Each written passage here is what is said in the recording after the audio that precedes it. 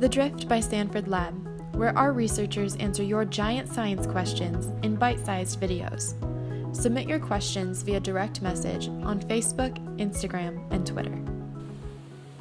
Hi there, I'm Dr. Douglas Tiedt, and I'm a researcher at the University of Maryland working on the LZ dark matter experiment. And today I'm going to talk to you about why we use clean rooms. Particle physics experiments, such as the LZ dark matter experiment, are very sensitive to radioactive backgrounds. Even though common everyday dust doesn't have much radioactivity in it, it's enough that it can hurt the sensitivity of these expensive detectors. So in order to minimize that, we assemble the detectors inside clean rooms. And a clean room is any room that has been built to minimize the amount of airborne dust in it. Generally, to do this, we make sure that any incoming airflow goes through a HEPA filter, much like you would have on a smaller scale in your vacuum cleaner, for example. And if you have enough air going through good enough filters, even if you have holes in the wall, all the air is going to be going out through those holes instead of in through the holes.